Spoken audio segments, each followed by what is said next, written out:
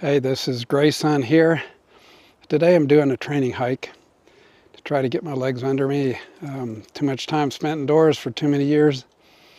But I'm up here about most of the way up Old Furnace Mountain, and I'm gonna take a break here, catch my breath. So I thought I'd do a little question and answer for you today. When I tell people I'm going to hike the Appalachian Trail, I get lots of questions, but let's start with some of the easy ones. How long a hike is that? Well, the Appalachian Trail varies from year to year, but it's usually about 2,197 miles. So that's a long distance. And then another question is, how long will that take? Well, it depends on how fast you are, and I wouldn't say that I'm tremendously fast. So I'm anticipating it's going to take it's probably going to take 6 to 7 months, which is a fair piece of time. But it depends on how many days off you take to rest up, and when you need a break. Sometimes you just need a break from all the strain. So goal is 6 to 7 months. So starting in April, that means I should be done sometime by the end of October, if not earlier. So other questions I get are you going to do this alone? Well, the answer is yes, I'm starting alone. I have some folks that want to hike with me some places along the way, and in other section hikes I've done on the Appalachian Trail, I've generally run into people that I made friends with, and we ended up hiking together. So though I'm starting alone, I don't anticipate hiking alone a lot of the time, or at least not camping alone. So there are designated campsites and shelters along the way, and that's kind of a congregation point for people, and they might hike differently in the day, and then they end up at the shelter at night. So I don't anticipate being alone, although I do kind of look forward to the solitude and just being alone with my own thoughts. I spend a lot of my time talking to people on the phone in my career, and it's just really refreshing to get out and just have the woods and be by yourself. So one of the reasons people ask me if I'm going to hike alone, I think, is that there are stories out there, and I think they're really overblown, about dangerous people being on the trail. And while some heinous things have happened on the trail, it's not a regular occurrence. In fact, I think you would hear more murders in your own hometown in a year than anything nefarious happening on the Appalachian Trail. So it's a matter of context. You only hear about the really bad ones. You don't hear about all the other people that make it. It's estimated that somewhere around 2,500 to 3,000 people register for a through hike each year, and they estimate that probably 10 times that many people section hike on the trail in a year's time. So it's really well traveled, and there's a lot of people out here. So you kind of develop a sense of community as you go along, and you look out for each other. Another question I get at times is, what about bears? It seems to be the big fear everybody has, is something like a bear is going to come and grab you in the night and eat you. Generally, bears don't like people. I don't think we taste very good. But the real key to avoiding bears is taking care of the food that you have and not sleeping in areas where bears have been readily acclimatized to people. So part of that is the hiker's responsibility to not leave scraps of food around when they leave a campsite, because that's what attracts bears. So I've done a fair amount of hiking over the years in areas where there are bears, like Shenandoah National Park. I've seen bears. I've never had any bear trouble. Part of the things that you do is in high bear traffic areas, there are usually provided things called bear safe canisters that you store your food in overnight. or if you're not there, you hang your food from a tree to make sure that your food isn't readily available. And so that tends to deter the bears from you, and what they really want is your food. And actually the bears that get used to human food, they're after the junk food that we shouldn't be eating either.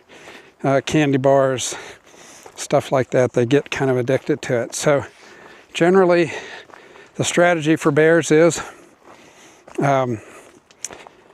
be careful with your food, be careful where you stay. If you have a choice of a place where a lot of people camp, or maybe camping in a more secluded spot, generally a more secluded spot will be safe. Bears habitually go back to areas where they know they can get the food they want. And if you camp away from those areas, you don't generally get a major problem. So I've heard other pieces of advice, and I use them sometimes, and one of those is to make your supper before you stop for the night. Eat it, get rid of the scents, and walk on down the trail a couple of miles. That way you leave your food odor behind you, and it's not a beacon to bears, who have wonderfully, wonderfully good noses, and they can smell things a mile or so away. So while it is something to be cautious about and be prepared for, generally there is very little trouble with bears, except maybe in cases where people have food stolen. One of the big factors that really makes bears more of a problem are people that hike into shelters on the AT, and they don't observe good food etiquette, and they leave things like spare food around because they don't want to hike it out, or they leave trash, and that begins to attract the bear. So when you read all these signs about what they tell you to do it. Because if you're not doing it, you could be endangering other people as well. So one of the things that I've heard a lot of people say that maybe is a bigger nuisance than bears are actually, if you stay at these shelters on the AT, that they are generally quite infested with mice, because mice find that there are lots of crumbs around for them, crumbs of food, and so they kind of hang out there. I've heard stories of people having mice run over their face in the middle of the night, or chew holes in their backpacks, or any number of things. And so mice probably is a bigger worry than bears. For my part, I generally I sleep in a hammock. And so I don't usually stay in shelters. I might stay around shelters, but I have the luxury of being able to sleep anytime. I have two trees about 12 to 16 feet apart. I've camped on the side of mountains, on a rock slide. I've camped any different number of places. I don't need a level campsite, so I feel like there's sort of an advantage. I guess the only disadvantage is if you get up on top of a mountain or a bald that has no trees, then you can't camp. But other than that, it gives a lot of advantages. I had a friend that I hiked with 3 years ago. Shout out to Caboose. And he told me that when he hiked from Springer Mountain, that he had only had about 2 level campsites by the time he reached us here in Virginia. And actually, I made a convert. He decided to try a hammock, and he took it all the way, at least through New Hampshire, on his way to Katahdin. So there's some advantages. And for an older guy like me, it saves you from getting up and down off the ground a whole lot of times. And also when you have those night calls that you have to make where you need to water the trees, it's much easier to get in and out of a hammock at night than it is to get in and out of a tent. So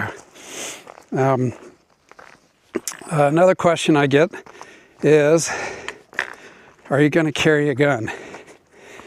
And the short answer is no. I'm not going to carry a gun. Well, there's 2 main reasons. One is guns are heavy, and when you're walking this far, you want to be as light as possible. 2, I would probably never end up using it. And 3, it's just an encumbrance. It's just another thing to keep track of.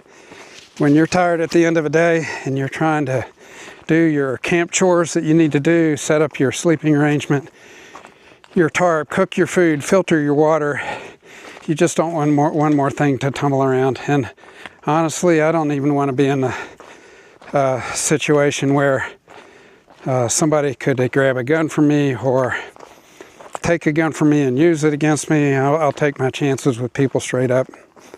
And so, no, I will not carry a gun. I am planning to vlog this trip, at least pieces and parts of it, so that you can find me. You can find my YouTube channel on YouTube at &Gray Sun Hikes, GraySonHikes. And so if you look that up, you could find my channel and subscribe. One thing I can promise you, the video content will not be polished and high production value. It will just be pretty raw, kind of a little bit what you're seeing here. It'll be raw, and it'll be a little bit what I've experienced during the day, challenges and any stories that I might have. So if you'd like to follow along, please do that. I think that covers the big questions that I get asked about hiking the Appalachian Trail.